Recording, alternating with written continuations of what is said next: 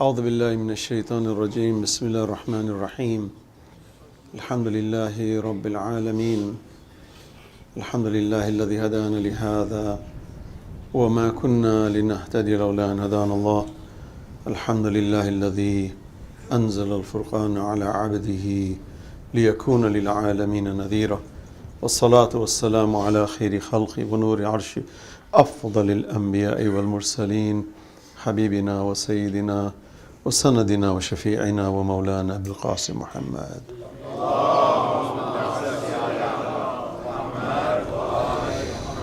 وعلى آله الطيبين الطاهرين المعصومين المظلومين أما بعد فقد قال الله سبحانه وتعالى في كتاب المجيد وقوله الحق وهو أصدق الصادقين بسم الله الرحمن الرحيم أرأيت الذي يكذب بالدين فذلك الذي يدعو اليتيم ولا يحض على طعام المسكين فويل للمصلين الذين هم عن صلاتهم ساهون الذين هم يراءون ويمنعون الماعون صدق الله العلي العظيم صلوات على محمد وآل محمد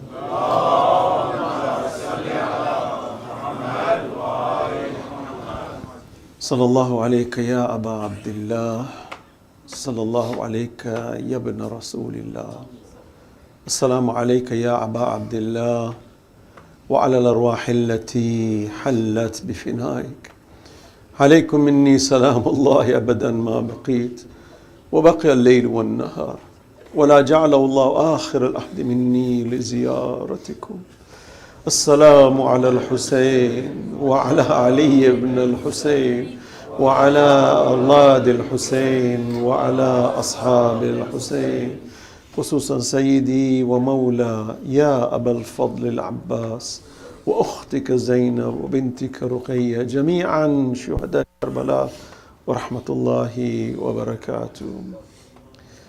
My respected brothers and sisters, tonight is the night of Gharib. We call it Sham-e-Ghariban. It's the night of strangers. For the massacre has taken place.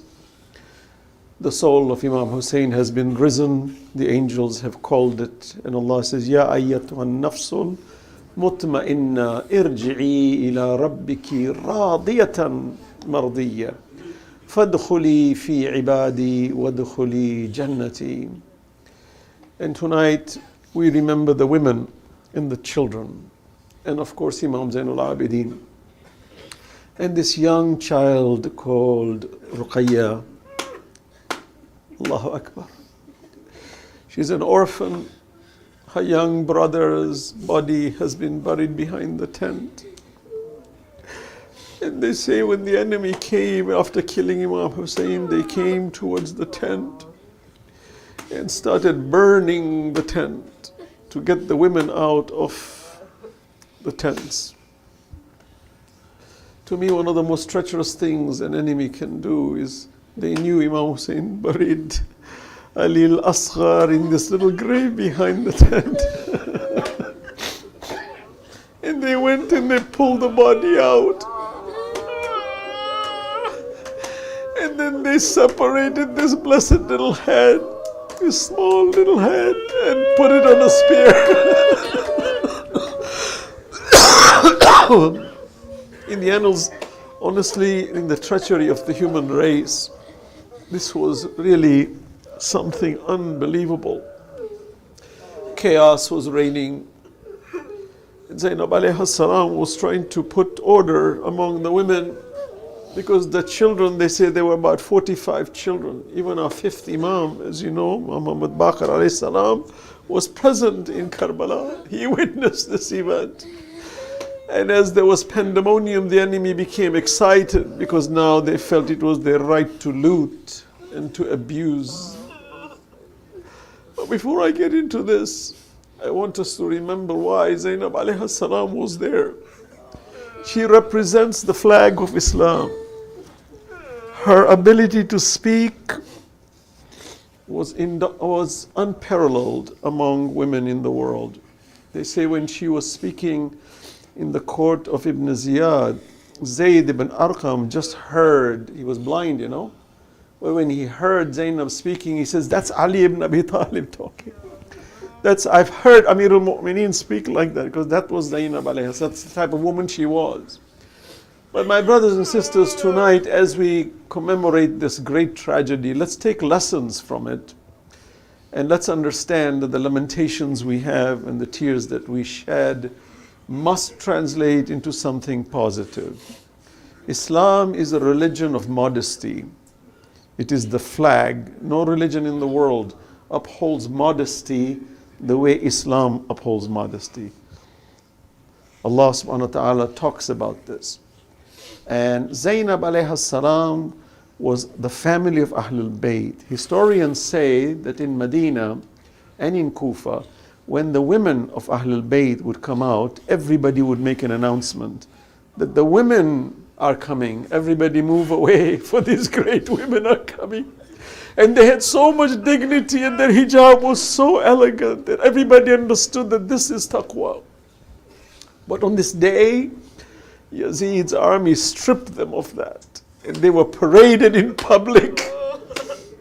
And Zaynab alayhi salam put her head down, and Imam Zainul Abidin for 34 years was crying, and they said, why are you crying? Is it because your father was martyred? He said, no, we are shuhada. But our women, he said, Zaynab, the hijab that our women were exposed burns me. Imam Zainul Abidin says, it hurts me to know how Yazid did this. And you know, Yazid's wife, her name was Hind. She loved Ahlul Bayt. Actually, her son was martyred, and he was known as Yazid the second. I think Yazid Muawiyah the second, and he was a pious person. And she looks from behind the curtain, and Zaynab alayhi salam arrives in Damascus, and she's stunned how these women are exposed. She runs towards them to give them covering. She looks at Yazid and says, how dare you cover us and not them? And I know that this is a debate going on in our communities about hijab, but men have hijab, women have hijab. I don't want to go too much into what we call conversations, but I just want us to know Islam is a religion of modesty, please. Tonight, as we cry for these orphans, and as we cry for these women who suffered, they say Ruqayya, Sakina, her other name was Ruqayya. Sakina was on the camel as they had arrived in Syria, and there was a red-haired Syrian approaching her. She was 4 years old. She starts jumping on the camel. And Zaynab is standing. She says, what is he? She said, there's a man approaching me with a bad eye. A 4-year-old. And Zaynab goes and grabs her and says, nobody will touch you. Ibn Ziyad looks at Imam Zainul Abidin and says, what is your name? He says, Ali. He said, didn't God kill Ali already? Imam says, God doesn't kill, you killed. He said, this child is intelligent, kill him. Zaynab alayhi salam jumps and covers him in front of the court and says, if you're going to kill him, then kill me. And Ibn Ziyad felt embarrassed that a woman who is so vocal is speaking. Tonight, we must remember that now the power of Zaynab is coming out. Zaynab alayhi salam's power is coming out. They say, historians say she never stopped speaking. You know, when I went to her grave in Syria, I cried so much. I said, you never stop speaking about justice. Historians say that she was speaking out by the well, and somebody took a big heavy pail and hit her, and she became shaheed. Zaynab alayhi salam became shaheed because she was talking in public about justice. This is the Zaynab we're talking about. So as they come towards the tent, they start burning. They say, Sakina runs. And Zaynab is looking for her. She says, where is my Sakina? As you know, she used to sleep on Imam Hussein's chest every night. And Imam Hussein alayhi salam used to recite poetry to her and tell her stories and tell her about Allah. This 4-year-old. My brothers, tonight is a very sad night, for what came after that was the loss of Sakina. And I think we should touch on that. They say she started running from the tent, and Zaynab alayhi salam was looking for her. Where is she? She goes looking for her, and where does she find her? Allah, Allah, Allah. She's lying on her father's headless body. Her father's body was crushed by 40 horses. They couldn't just separate his head, they had to crush his body. Allah says, it's okay. It's okay. I have risen you, O Hussein. I have called you back. You're safe. But this little child, the trauma of seeing a father smashed the way he was is unbelievable. And she's hugging her father's chest, says, Baba, talk to me. Zaynab comes to her and says, what I says, this is my father. She knew her father had become shaheed. She takes her. And what do the enemies do? Allahu Akbar. They put chains on them like animals. Like, why would you chain these people? They're not going to run away. Why would you chain them? Were you so afraid of them? They were not criminals. Why are you so afraid of them? They said the chain on Imam Zainul Abidin was heavy. And I want to make this point that when Imam Hussein alayhi salam became martyred, and the enemy was in a frenzy raising their volume, and Zaynab is on the hill, says, Ala kad qutil al-Husayn bi Karbala. Ala kad zubih al-Husayn bi Karbala. Imam Zainul Abidin hears this. He opens the curtain of his tent and he sees his father's head on the spear. He looks, he says, Inna lillah wa inna ilayhi raji'un. But Imam told him, I'm leaving, oh my son. I leave behind you this wilayah. Be firm and strong, for the enemy wants to extinguish Islam, but we're going to uphold it. And Imam Zainul Abidin for 34 years gave ibadah. And you know, when Yazid killed Imam Hussein, he took the air out of the believers. You know, when someone hits you hard and you lose air, that's what happened in Karbala. The Muslims lost their air. They couldn't breathe. They were choking. Imam Zainul Abidin put the spirit back in the Muslims by giving them Sahifa Sajjadiyya. 34 years. To me, if there is one lesson I learned, that if you watch your father massacred, your brothers massacred, your cousins massacred, would you have the heart to deliver kindness to the human race that turned their faces against you? This is the Islam we are dealing with. They say Hassanain bin Namir was in charge of one of the flanks of the army. Imam Zainul Abidin is in chains and he's dried, his mouth is dried. Hassanain had the jug of water and Imam is saying, can I have some water? Hassanain comes to him and says, you won't get a drop of this. Imam looks up to the sky and says, Inna lillahi wa inna Allah ma'as sabirin. Allah is with the patient ones. He spills the water in front of the Imam. He spills the water in front of the Imam. Imam looks up and says, Inna lillahi wa inna ilayhi raji'un. Go forward in history. This same Hassanain bin Namir is now scrambling in Medina. He's being sought after because soon after, Allah promised them that soon after this treachery, you will all be destroyed. Soon. Hassanain bin Namir is wandering in Medina in the dark of the night, starving. Who sees him? Imam Zainul Abidin. Imam at that time was freed.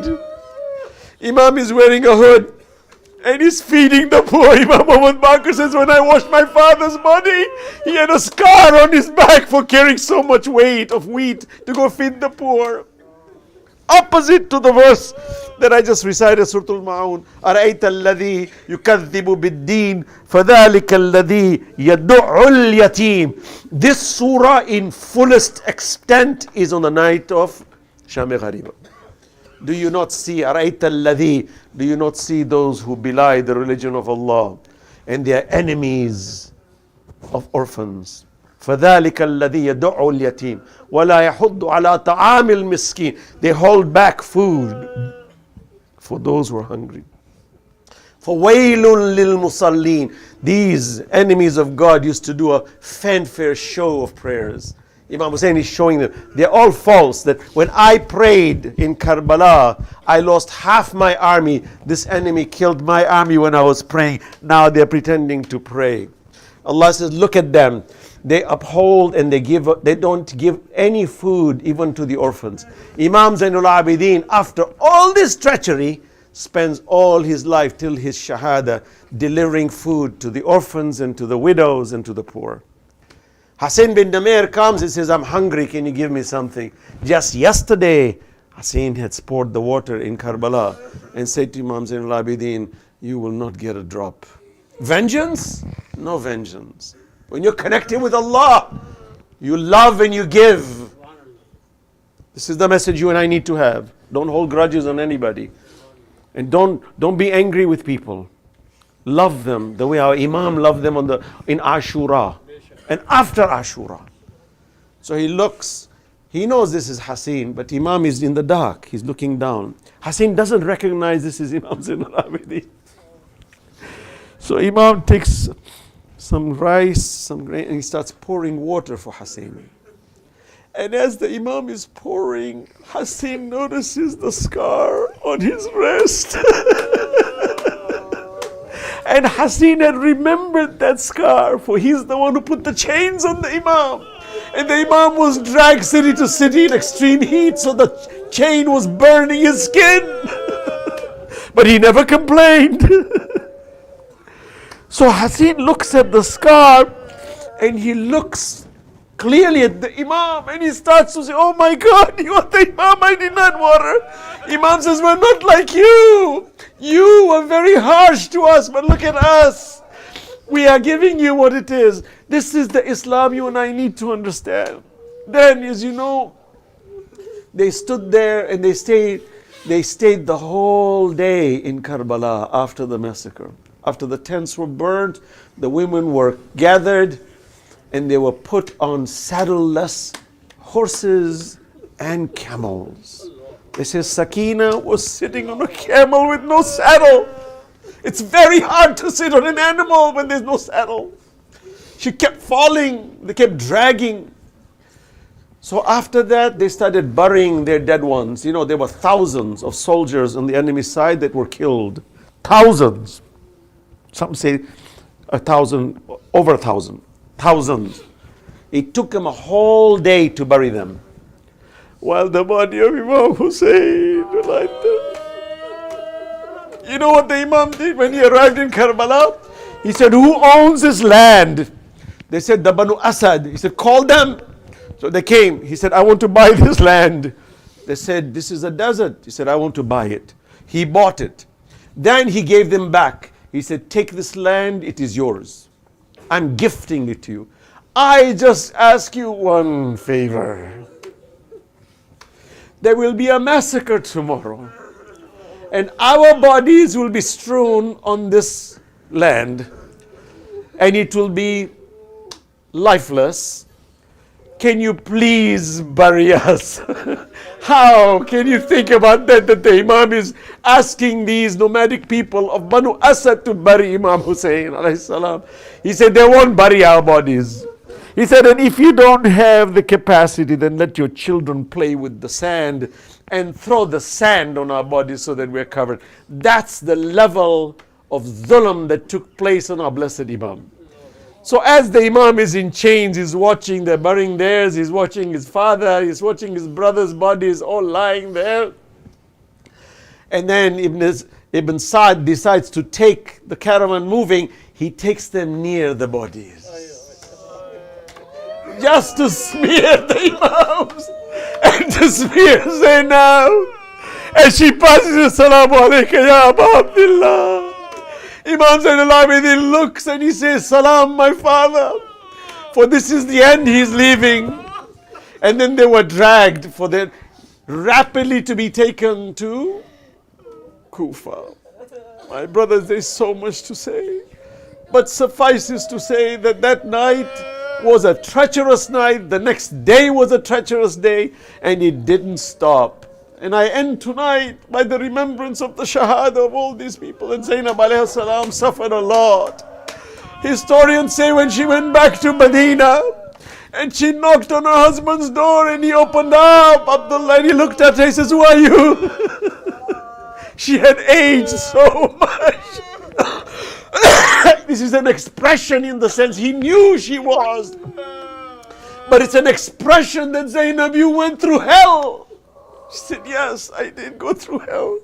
And the first thing they did when they came back was they went straight to the grave of the Prophet, and Zaynab lamented on the grave of the Prophet and said, "You left us as qurba. قُلْ لَا أَسْأَلُكُمْ عَلَيْهِ أَجْرًا إِلَّا الْمَوَدَّةَ فِي الْقُرْبَى."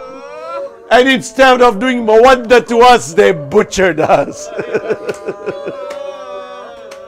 As you know, final point, there's so many points to make, but Imam Zainul Abidin, every time he would walk in Medina, he would see a butchery, he would look away. Because that blood from an animal being cut was so vivid for him that he wouldn't look at it, because he remembered his father and his family. Tonight is Sham-e-Ghariban, brothers and sisters. Let us make promises to ourselves on tonight after the Shahada, because the revolution of Imam Hussein started tonight. For when Zaynab arrived in the court of Yazid, after she silenced him and embarrassed him, and Imam Zainul Abidin silenced him, something tragic took place. But it was by Allah's will. For that little Sakina, Ruqayya, missed her father. She was 4.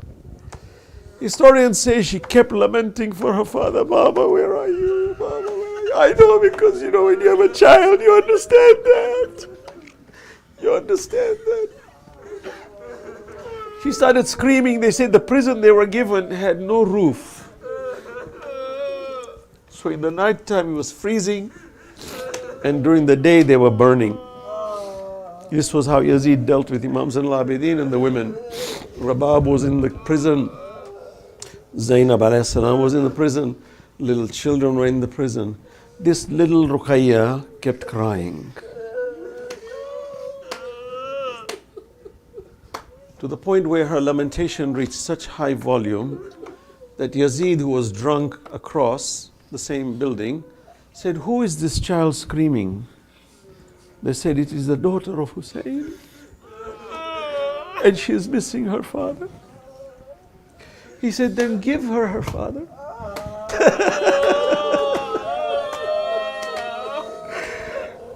So 2 soldiers take the head of Imam Hussein on a silver platter covered with a silk cloth.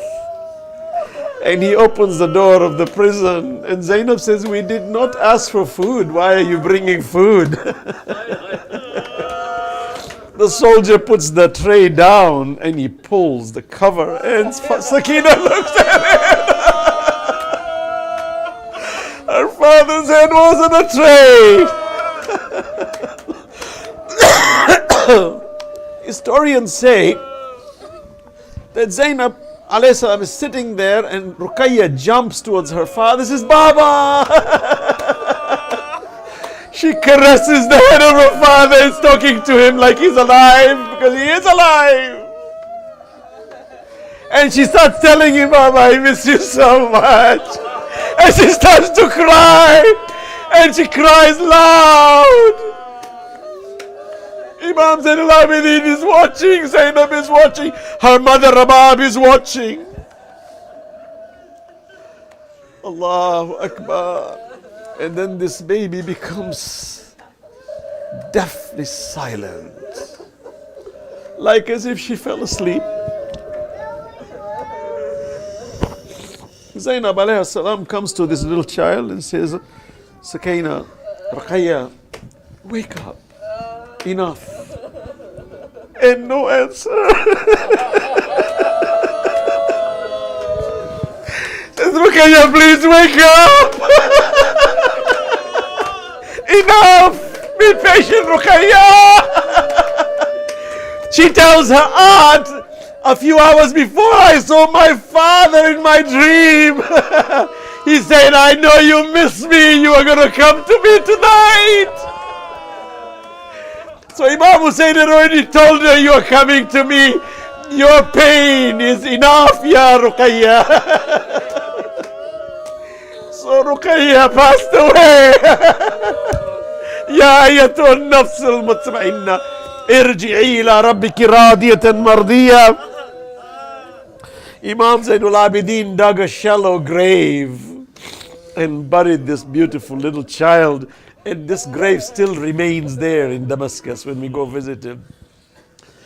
As you know, a final point I make as we end this, ala la'natullah al-qawm al-zalimeen, that Yazid realizes that after this event, the people of Syria started to complain. There were many stories, as you know. We won't have time tonight. Tonight is the Sham-e-Ghariban. But tomorrow we'll discuss a few of these issues. But as they were freed, Yazid knew he had to free them, because the longer they stayed, the more people became believers. And this final point I want to make, brothers and sisters, to end tonight, inshallah, for the spirit of the Shahada of Imam Hussein alayhi salam. Zaynab says to Yazid, give us a place for Majlis. Subhanallah, the first Majlis of Karbala was in the very palace of Iblis. Like Musa alayhi salam, who entered the house of Fir'aun and brought Islam, Imam Zainul Abidin and Zaynab alayhi salam brought Islam in the palace of Yazid. And she took a room, and historians say she stood outside as people walked in. She would take their shoes and arrange it. That was the majlis. And the women started lamenting and telling the Syrians, let us tell you what happened. This majlis is the sunnah of Rasul. This majlis is the sunnah of Zaynab, is the sunnah of Imam Zainul Abidin alayhi salatu wasalam. Ala la'natullahi al-qawm al-zalimin. وسيعلم الذين ظلموا أي منقلب ينقلبون مات بحسين.